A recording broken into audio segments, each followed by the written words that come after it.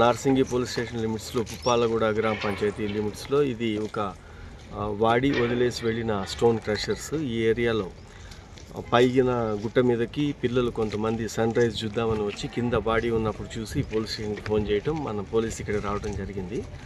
ఒక 30-35 ఇయర్స్ ఉన్న ఒక అతను మేల్ పర్సన్, అతనికి కత్తిపోట్లు ఉన్నాయి. తర్వాత బండరాయితో ముఖం కూడా పగలగొట్టి తల పగలగొట్టింది.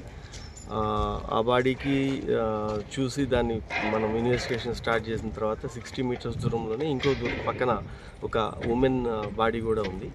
అది కూడా హెడ్ ఇంజరీతోనే ఆమె చనిపోయి ఉంది.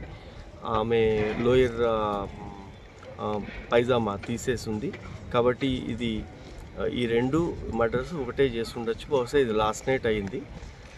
ఇప్పుడు వరకు ఇంకా క్లూస్ లేవు. వాళ్ళ దగ్గర ఉన్న ఇక్కడున్న ఆధారాలు ఇవన్నీ తీసుకొని సీసీటీవీస్ బట్టి ఇన్వెస్టిగేషన్ చేస్తూ ఉన్నాము.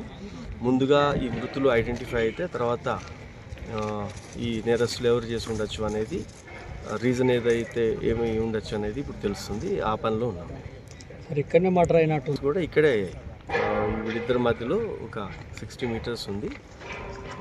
ఇదే సీన్లో 2 మర్డర్స్ అయ్యాయి. 30-35 ఉండొచ్చు ఇద్దరికి కూడా. ఈ మనిషిని మేల్ పర్సన్కి చేతి మీద ఒక టాటూ ఉంది, ఓం అని. తర్వాత ఆ గుర్తులు ఇవన్నీ పెట్టి వర్కౌట్ చేస్తున్నాము. ఇతను కన్స్ట్రక్షన్ కంపెనీలో ఏదన్నా ఒక లేబర్ చేస్తుంటాడు అనేది ప్రాథమికంగా బట్టలు షూని బట్టి ఒక ఐడెంటిటీ ఉంది అతను.